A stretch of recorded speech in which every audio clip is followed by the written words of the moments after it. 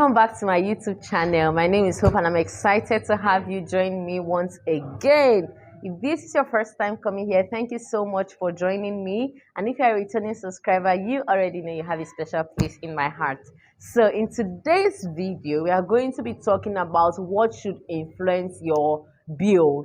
What are the factors that you should put into consideration before billing a client, before knowing how much you should be paid for a product or a service.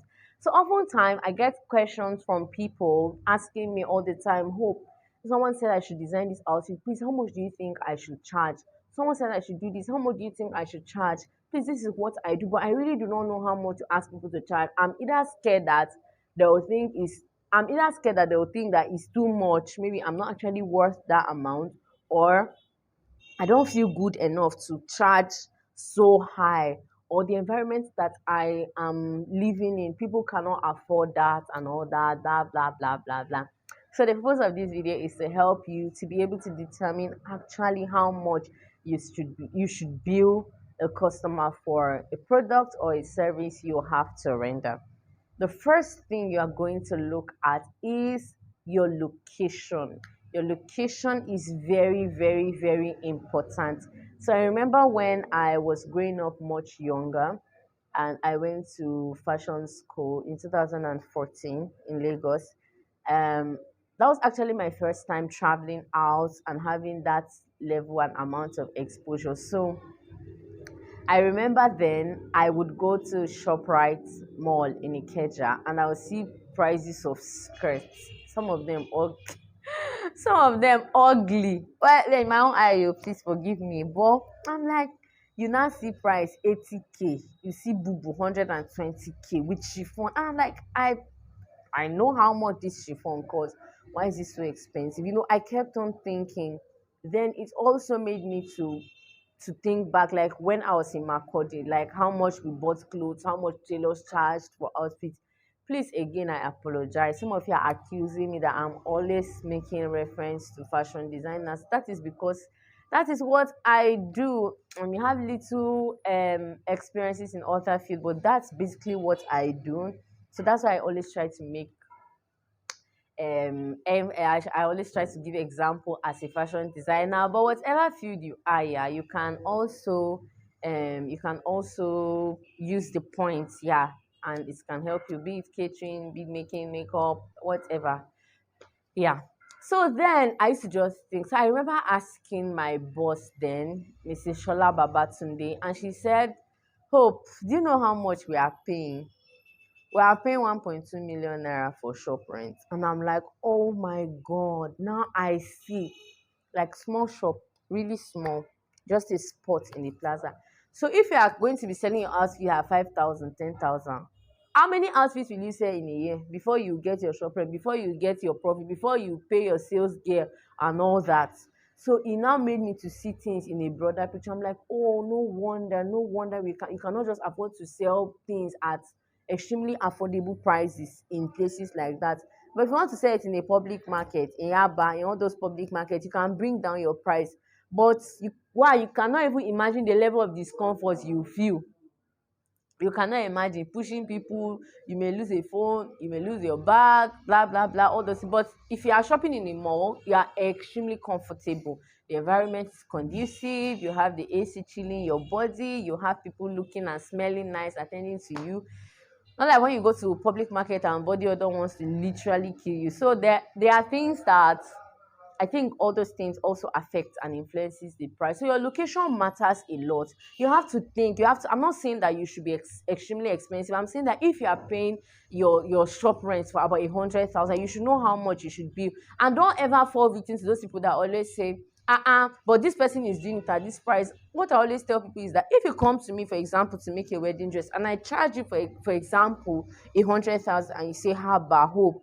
But I know somebody that can do it for me at 25K. Go there now. Why are you coming to me? Do you understand? So it's very important that you let people know. Tell them, if you cannot afford what I do, go elsewhere. There's no point trying to draw comparison. We do not run the same businesses. The cost of running my business is different from yours. So you cannot use that to conclude. It's I mean, it's not a logical thing to do.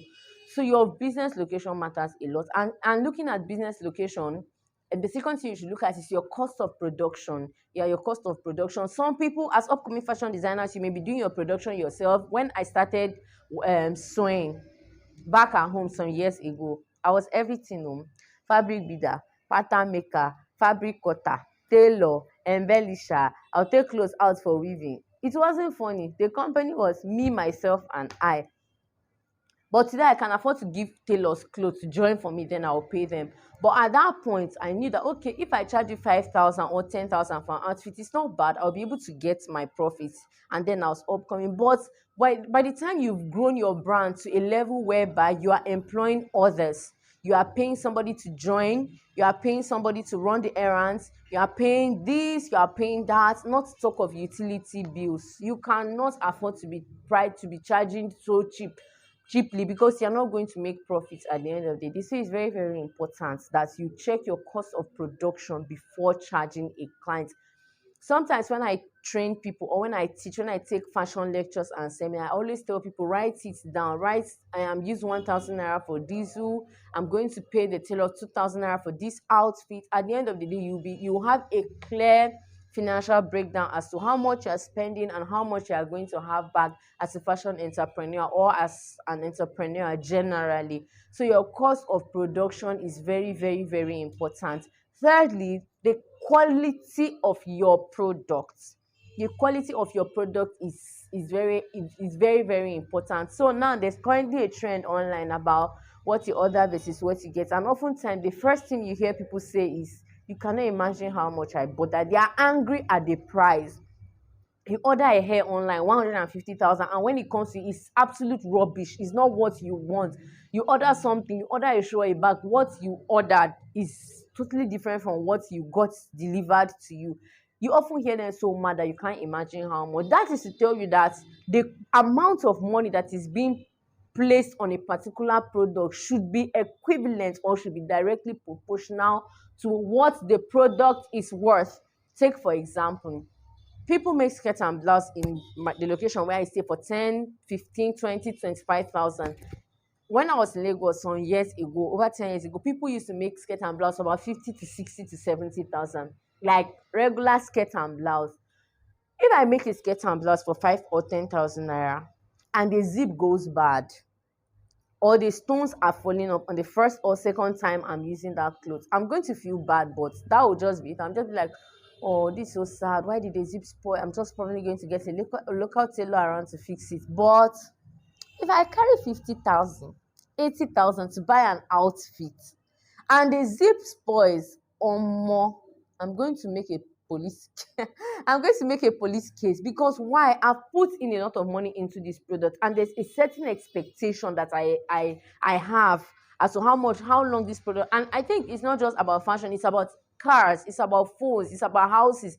There's a certain amount of money that you invest into something, and there's just an expectation that you have. And when you do not meet that expectation, you become disappointed. And if it's a brand, you are going to gradually start losing customers. So it's very, very, very, very important that the quality of your product be directly proportional to what you are actually giving out. If you are just going to be saying, I want to start making clothes like big, big fashion brands, 250,000, 500,000, and you are not even delivering that, you are using cheap fabrics, you are not trying to go for quality, is very bad. One, you are going to end up losing customers. So before you put a price tag on a product, you should ask yourself, what is the quality of this product? Is this something that I expect my customer to use for a year, for a month, for 5 years, or for 10 years? I know that nothing lasts forever, but there's a duration that you use something and you say, oh, it's justified. Even if it's a phone. If you buy a phone for 30,000, fairly used phone, 40,000, you know that you shouldn't be using that phone for up to a year or even months. If it crashes, you won't feel so bad. But if you carry your 450,000 to buy an iPhone and it stops working the next day, you are going to return it. You are going to look for Apple Store to return that phone. So why? Because you feel like you've put in so much money into big, big fashion brands and other brands that have done that and have lost customer, because you feel like you've made the name in cost. You just put outrageous amount of money. Then when people go there, they discover that your customer service is zero and all that. It's not very wise. It's not a very wise thing to do. The first thing you should be looking at is how much money you've invested into that business. It's also very, very important. Did you just starting the business or setting it up? Was it just 100K, 200K, 1 million, 5 million, 10 million? That should also determine how much you price, because you are looking at a long term profit. So in the long term, if I start a business at 1 million naira and I'm busy selling all my product at less than 5,000 naira, well, it depends on how far the brand later grows. But I don't know how long you are going to be in the business to be able to break even. So it's very, very important that you look at, oh, how much money did I invest into this business? Oh, am I trying to get some equipment? Am I trying to grow? Am I trying to move into a larger space? Those are the things that you should look into before before trying to like build a customer. You should look at how much amount of money that you have put into that business before you go about charging people. And also people that like comparing brands, I spoke about it again, but I'll still talk about it again. I'll still speak about it now. Like, stop comparing brands. Stop saying that but I went here and they did this for me and they did this. There's a popular saying in Nigeria that better soup and money kill them. Sometimes it's about the customer service. There are a lot of things that goes on in order to build a client. So don't just jump into conclusion. So I think that these factors are very, very important when you want to bill a customer: your location, the quality of your product, the cost of production is also very, very important. Also, another factor that is important is how much time you are going to invest into making that particular outfit. Haven't looked at your cost of production, your business location, how much you are paying for rent, how much is your running cost, and all that. How much time are you putting into that particular production? Take, for example, I'm a bridal wear designer. If you contact me to make a wedding dress for you, I often tell people that I do not have fixed prices on my wedding dresses. I make a wedding dress for you based on your budget and based on the design you have in mind. Sometimes you can make exactly the same dress for different amounts. Why? Quality of fabric. Like, for example, I want to make a mammy dress that costs just 6 yards of lace, bridal lace, and it's at 5,000. I should know how much I'm charging, but I can still make that exact dress for someone with a yard of the lace going for about 25,000. It's still the same dress, but now the quality, taking me back to the previous one, the quality of the products that I'm going to deliver matters a whole lot. It matters a lot. Like, I cannot even overemphasize on that, because I know that's one major problem people are having now. Like, I keep saying, order this, order that. When people get your product, it's rubbish. And business, most time, as I said in my previous video, they are based on referrals. So by the time you are just doing bad and you think that no one is watching, I'm just making the money illegally, blah blah blah blah blah. You're going to run out of business. You're going to run out of business. So take me back to my fourth point. What was I talking about? What was I talking about? Oh my god, I can't remember.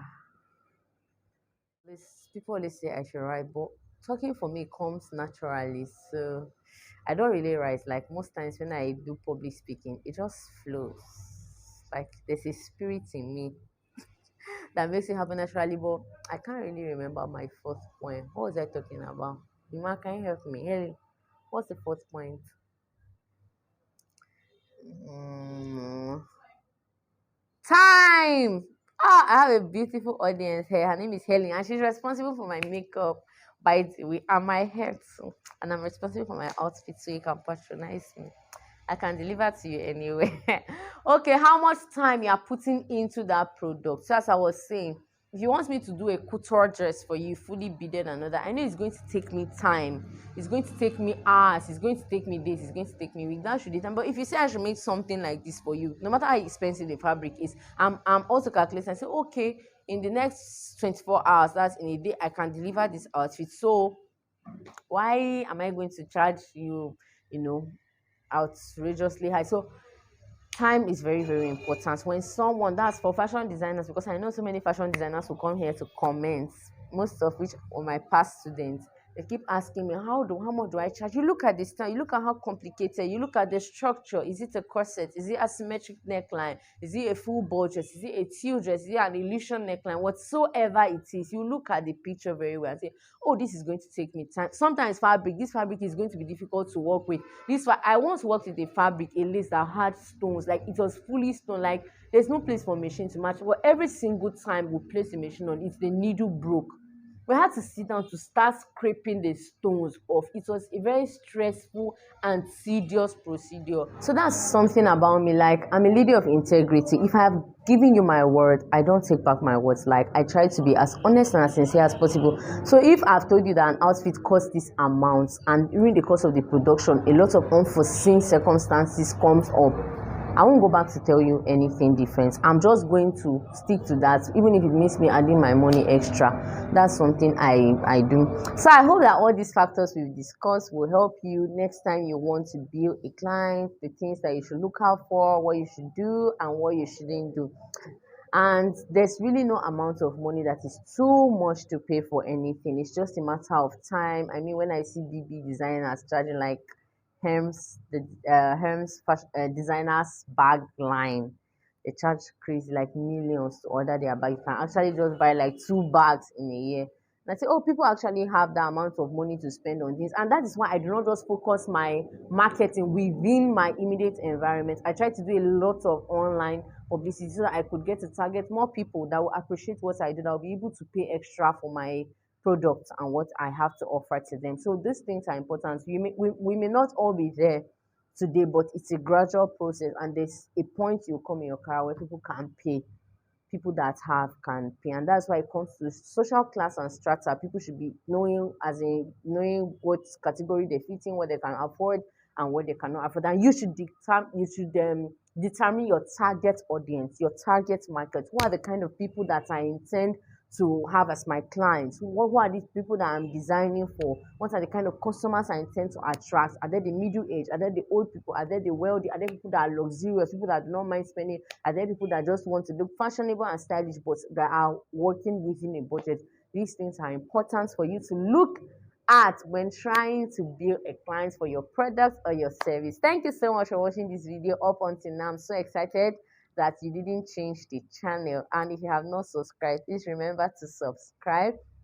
I have so many questions coming in, and I'll be addressing them as we shoot subsequent video. I remain your girl Hope, and I'll see you in my next video. Peace out.